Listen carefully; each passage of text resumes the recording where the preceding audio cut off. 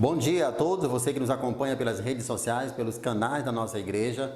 Eu sou Carlos Kene, pastor auxiliar da Catedral Louvor Maranata no Vinhares. E hoje eu vou ministrar sobre a eficácia, o poder da Palavra de Deus para nos ensinar no caminho da verdade, o caminho da verdade. Como introdução dessa mensagem, eu quero ler um texto que está em Gênesis capítulo 2, versículo 7. E diz o seguinte: E formou o Senhor Deus o homem do pó da terra, e soprou em suas narinas o fôlego da vida, e o homem foi feito alma vivente. Ou seja, Deus inspirou, puxou vida de dentro de si e soprou para dentro do homem que estava criando. Nenhuma ação de Deus fica sem retorno para ele. Isso significa dizer que Deus não somente soprou, mas ele respirou perto daquele homem que até aquele momento era apenas uma obra sem vida. Mas quando Deus sopra a sua vida para dentro daquele ser, ele recebe a vida de Deus e se torna alma vivente. Depois o Criador libera palavras sobre esse homem, dando-lhe capacidade, autoridade, autonomia para fecundar, para multiplicar, para governar e para dominar a terra. Mas sabemos que o primeiro homem inspirou, inalou mentiras, ilusões, enganos. Tudo isso veio para o seu interior e ele morreu espiritualmente. Contudo, o Criador, não aceitando essa condição de morte espiritual do homem, envia a palavra para penetrar no interior desse homem, trazendo de volta a vida espiritual. Essa palavra que nos traz vida espiritual não é mais um sopro de Deus, é o próprio Filho de Deus, que se revela como a palavra, o verbo, a ação de Deus que fez todas as coisas. Vejamos um texto que está em João 1, de 1 a 3. No princípio era o verbo, e o verbo estava com Deus, e o verbo era Deus. Ele estava no princípio com Deus. Todas as coisas foram feitas por ele, e sem ele nada do que foi feito se fez. No mesmo capítulo 1 de João, lá no versículo 14, diz: E o verbo, a palavra, se fez carne e habitou entre nós, e vimos a sua glória, como glória do unigênito do Pai, cheio de graça e de verdade. Jesus é a palavra de Deus, é a ação de Deus, a ação que Deus deu ao homem como vida, ao primeiro homem e a todos os homens. A palavra, a vida de Deus continua sendo Jesus para dar vida ao homem. Isso deve nos fazer compreender que o homem que ainda não respirou, não inalou a palavra de Deus para dentro da sua vida, aos olhos de Deus, ele ainda é espiritualmente morto. Esse homem não tem vida, porque a vida de Jesus e a palavra ainda não foi oxigenada dentro desse homem. A respiração, que é a dinâmica de inspirar e de expirar, o ar natural tem o efeito de oxigenar o nosso pulmão e nos manter vivo. A palavra que hoje vem para dentro de nós, pelo Espírito de Deus, ela tem o poder também de oxigenar uma nova vida.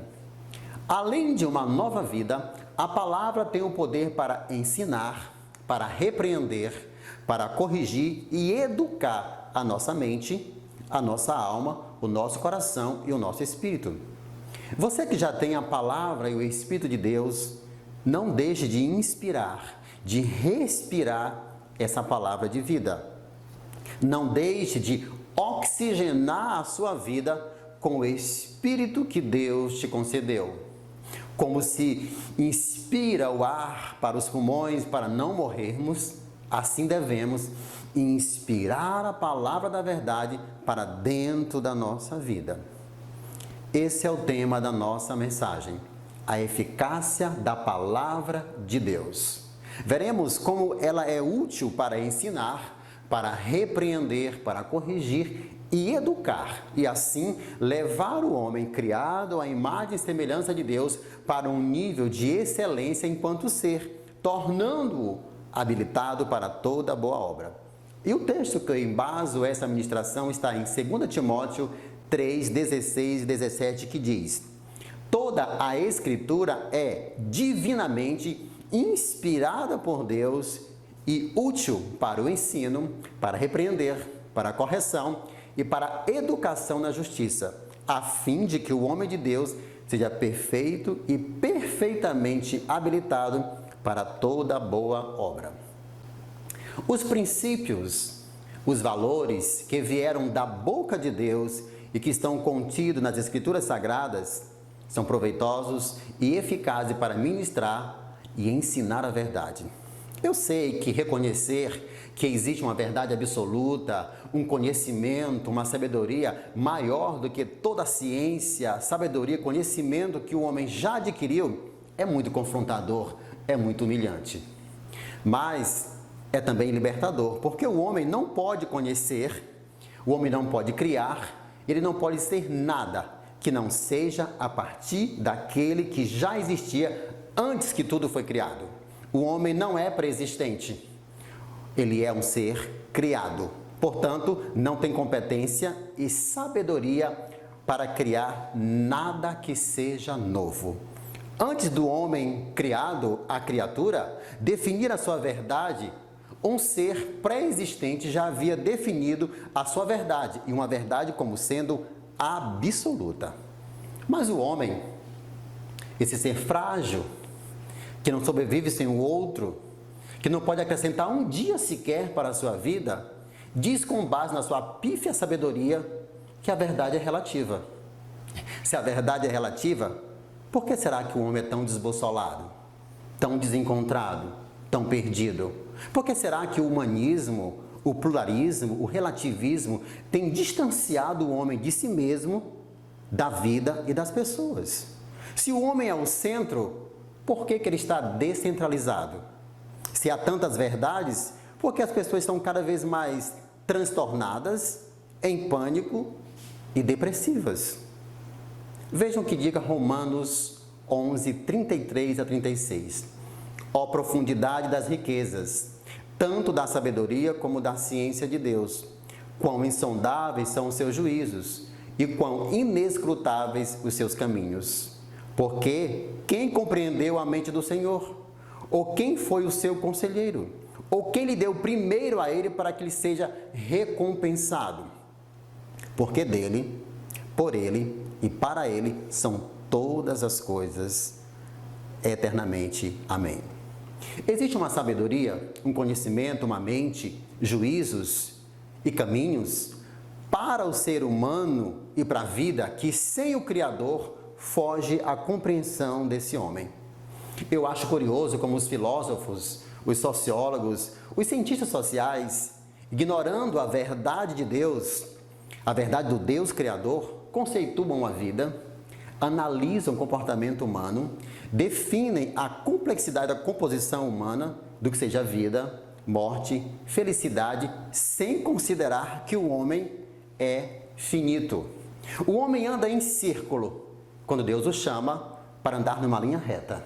O homem anda por veredas, por atalhos, quando Deus o chama para andar no único caminho.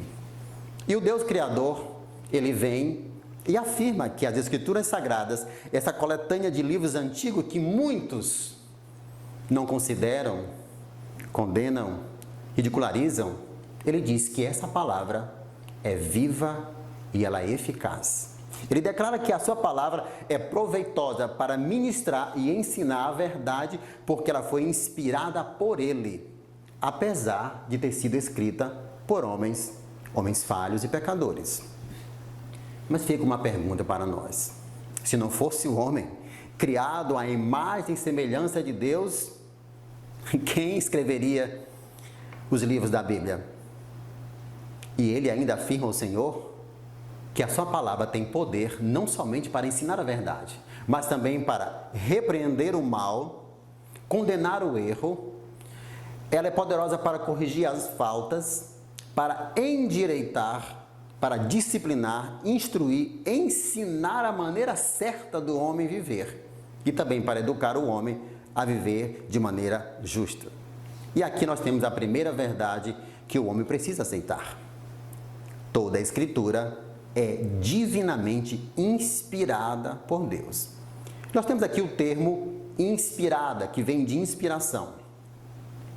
A palavra que saiu da boca de Deus e que está registrada na Bíblia não é como a inspiração de um poeta que se inspira, que se encanta com a natureza e escreve uma bela poesia. Não. A palavra de Deus não é como a inspiração de um compositor que se inspira na natureza, nos sentimentos para compor uma bela música. A palavra de Deus não é como a inspiração de um artista plástico que se inspira no belo corpo masculino ou feminino para criar uma obra. Todas essas criações são inspirações naquilo que já foi criado. Nada é novo. Inspirada por Deus, a palavra. No grego, essa palavra é uma única palavra composta de duas palavras. Theos, que significa Deus, e pneu, que é respirar. E respirar é uma ação de inspirar e expirar. Nisso consiste a respiração. Essa é a primeira verdade que o homem precisa crer se quiser ter vida, se quiser sair da morte espiritual. Toda a palavra, toda a Escritura foi divinamente inspirada por Deus. Na verdade, a palavra é inspirada nele mesmo, no próprio Deus. Você que já conhece a palavra, como você tem sugado, como você tem puxado, respirado as verdades bíblicas para dentro de você, do seu coração, para o pulmão da sua alma. Como você deixa o Espírito operar, agir, ministrar a palavra da verdade dentro de você, do seu coração, da sua alma. Quando você ler a palavra, ouve uma pregação, ou quando você é instruído, você é exortado, corrigido num aconselhamento. Você deixa o Espírito trazer vida para as áreas secas e mortas da sua vida? A nossa relação de intimidade com a palavra da verdade, com o Espírito de vida, reflete quem nós somos. Mas a falta dessa relação de intimidade com a palavra e com o Espírito também vai refletir aquilo que nós não somos. Aquilo que nós ingerimos, aquilo que nós comemos, reflete na nossa saúde. Aquilo que fazemos entrar na nossa mente vai refletir naquilo que nós vamos pensar, as nossas convicções. Aquilo que fazemos habitar no nosso coração vai determinar os nossos sentimentos, comportamentos e até o nosso estilo de vida e destino. Então, eu te aconselho a respirar dia e noite a palavra de Deus que foi divinamente soprada pelo seu Espírito para dentro do homem. Não tenha uma relação rasa, indiferente, subjetiva, racional com a palavra de Deus, porque ela foi inspirada. Ela foi soprada pelo Espírito para entrar no interior, no íntimo e nos trazer vida. Tenha também uma boa relação profunda e íntima com o Espírito Santo que habita em você e que deseja dar vida a essa palavra que chega no seu interior. Segunda verdade que eu quero trazer para você nesse texto de 2 Timóteo 3,16 é que Paulo diz que essa palavra ela é útil. Ela tem uma utilidade. Aliás, ela tem múltiplas utilidades. Tem muitas coisas que nós deixamos entrar na mente, na nossa alma, no nosso coração, que não tem utilidade nenhuma. Achamos útil que o namorado, o noivo, o esposo, a mídia, a cultura, esse sistema, o que eles sopram nos nossos ouvidos. Mas nós não achamos útil o que a palavra diz a nós e sobre nós. Ouvimos até o sopro, a voz do inimigo muitas vezes. O que é útil? O que é proveitoso nesse mundo para gerar saúde emocional, vida espiritual e a sua identidade. Tudo nessa vida passará, mas a palavra permanecerá para sempre, porque ela é viva, útil, proveitosa e tem efeitos eternos. Olha o que diz Isaías 48:17. Diz o Senhor, o nosso Redentor, o Santo de Israel: é o nosso Senhor, nosso Deus, que nos ensina o que é útil e nos guia pelo caminho que devemos andar. Pedro fala que a profecia não foi produzida por vontade de homem algum. mas os homens santos falaram inspirados pelo Espírito. Está na carta de 2 Pedro 1,21. A terceira verdade que eu quero trazer para você nesse texto é exatamente a utilidade prática dessa palavra. Ela vai te ensinar, ela vai ser útil e proveitosa para ensinar a verdade, repreender o mal, corrigir os erros e te educar na justiça de Deus. Vou reler para você o texto. Toda a Escritura é divinamente inspirada por Deus e útil para o ensino, para a repreensão, para a correção e para a educação na justiça. Todos nós precisamos ser ensinados, repreendidos, corrigidos e educados em diferentes aspectos, áreas e fases da nossa vida. O homem foi criado com uma capacidade excepcional de mudança, adaptação e readaptação. É indispensável, então, que esse homem venha a se adaptar-se às transformações que a vida lhe impõe. Nossas experiências de vida nos levam a desenvolver princípios que irão conduzir o nosso caminho até o nosso destino.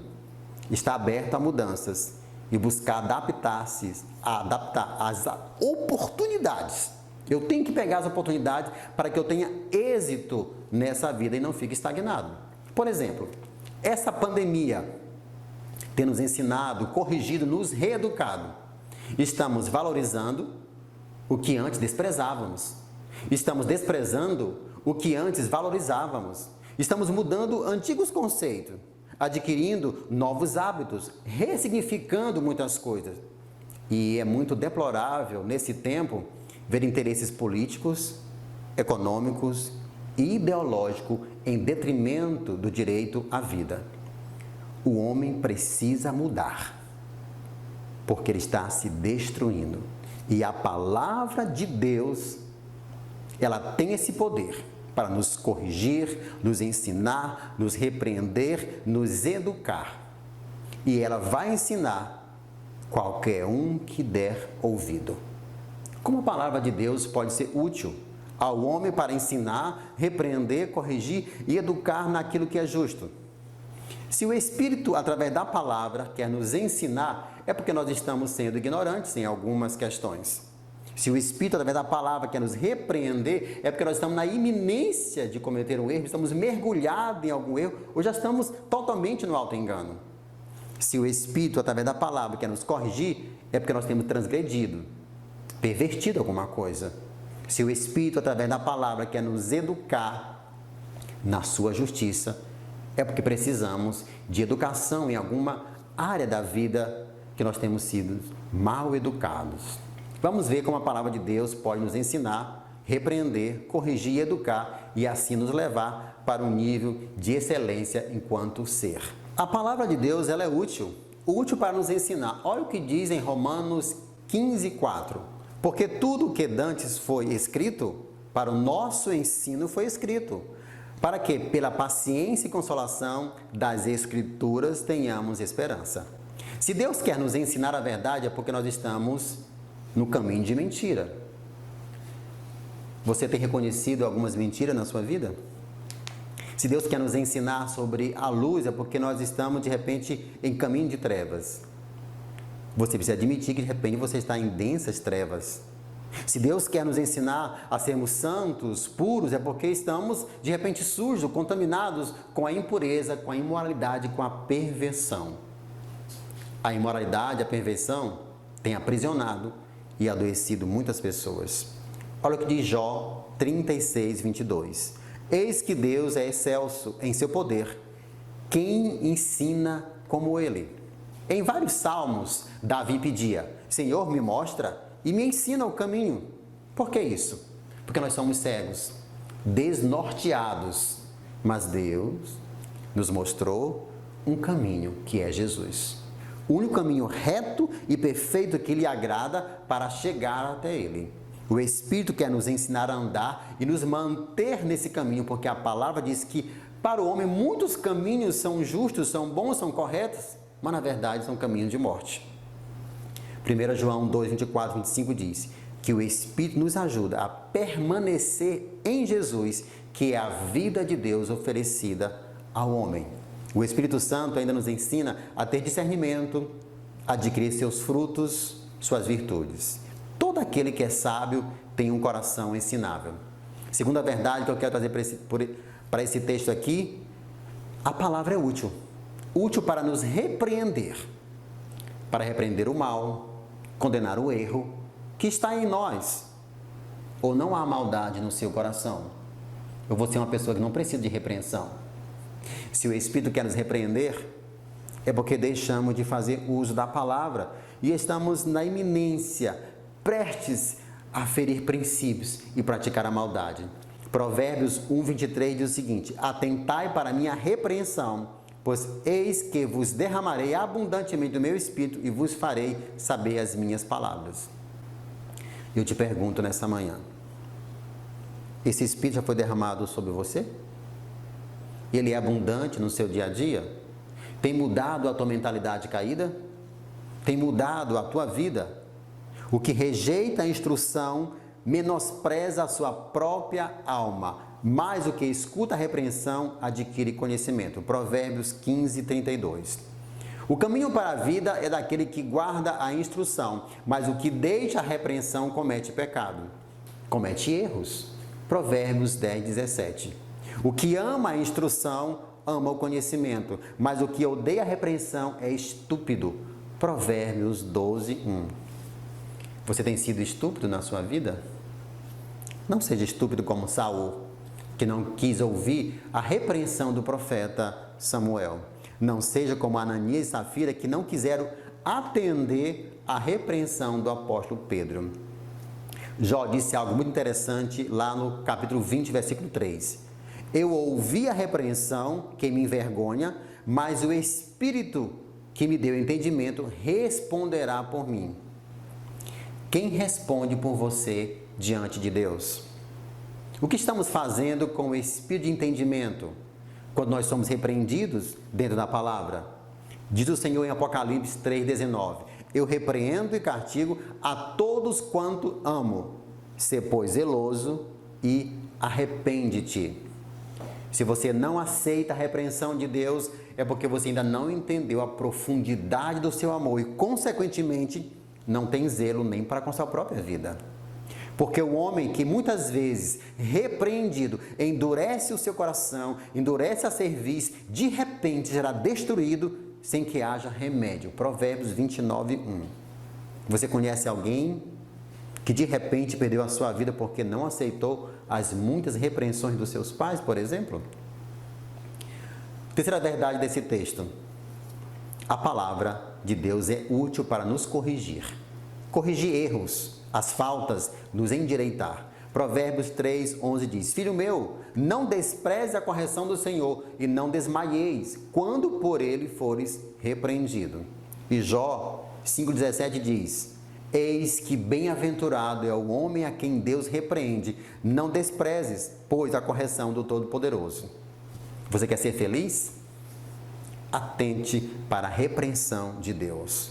O que estamos fazendo com a repreensão de Deus nesses dias? Não estaria Deus nos repreendendo nesses dias de pandemia, de isolamento social, de morte? Como anda a sua vida? Errante, desregrada? Sua vida tem sido marcada por sucessivos erros? Cuidado. Provérbios 6:23 diz: Porque o mandamento é lâmpada e a lei é luz. As repreensões da correção são os caminhos da vida.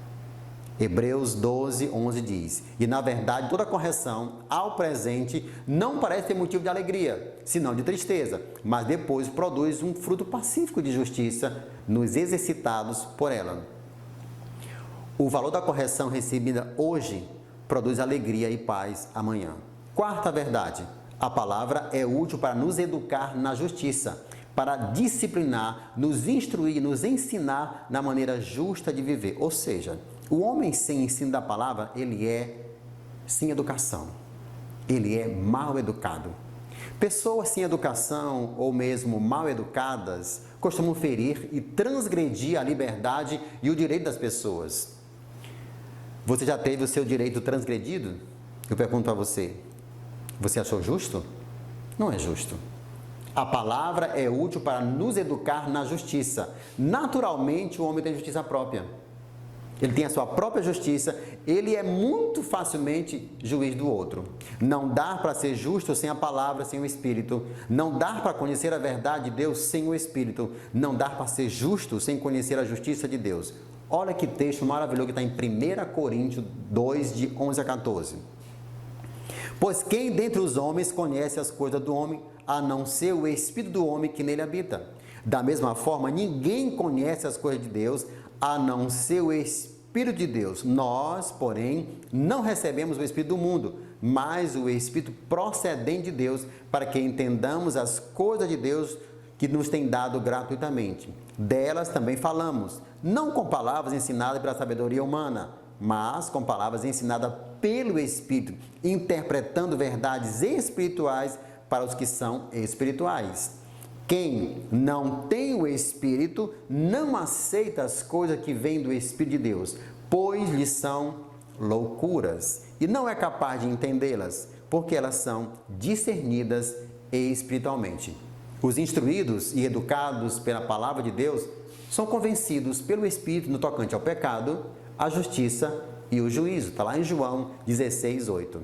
Se Cristo está em você, o corpo, na verdade, está morto por causa do pecado, mas o Espírito vive por causa da justiça de Deus.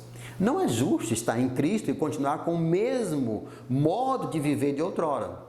Precisamos nos esforçar para sermos instruídos e educados na maneira correta de viver. Não dá para ser filho do rei e ser injusto, ser mal educado, ser à toa, digamos assim. Os que vivem como instrumento de justiça não apresentam mais os membros do seu corpo ao pecado, porque eles foram libertados do pecado e foram feitos servos da justiça. Está lá em Romanos 6, 13 e 18. Temos até que deixar as preocupações com as coisas do dia a dia e buscarmos o reino de Deus e a sua justiça, pois não é mais justo continuar se preocupando com as coisas terrenas em detrimento das eternas. Está lá em Mateus 6, 33. Os educados pela justiça de Deus, pela justiça do reino, não julgam mais pela aparência, mas segundo uma reta justiça, como está em João 7, 24. Eu lhe pergunto, você já julgou ou foi julgado com base na aparência? É justo? Não foi justo. Para encerrar nossa ministração de hoje, eu trago a quarta e última verdade. A palavra nos deixa aptos, capacitados para boas obras, para boas ações, depois de ensinados na verdade, corrigidos, repreendidos e educados na justiça, estaremos aptos para praticar as boas obras. Efésios 4, 24 diz, devemos revestir do novo homem que, segundo Deus, é criado em verdadeira justiça e santidade. E mais, devemos ser firmes na justiça, seguir a justiça, cheios do fruto da justiça, praticar a justiça para alcançar as promessas. Precisamos ser tratados pela palavra e pelo Espírito, pois isso é útil e proveitoso para nos ensinar, repreender, corrigir e nos educar. Assim, nos tornaremos o quê? Filhos, discípulos, aptos, equipados, capacitados e plenamente preparados para as boas obras, para as boas ações. As boas obras, as boas ações são realizadas por discípulos que se submetem ao ensino, à repreensão, à correção e à educação da palavra da justiça. Você quer amadurecer? Você quer ser transformado? Quer dar frutos? Quer ser usado? Quer ser usado por Deus nesse tempo tão difícil?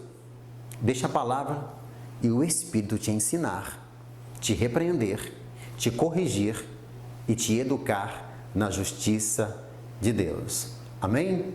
Que essa palavra encontre espaço no seu coração e que Deus te abençoe.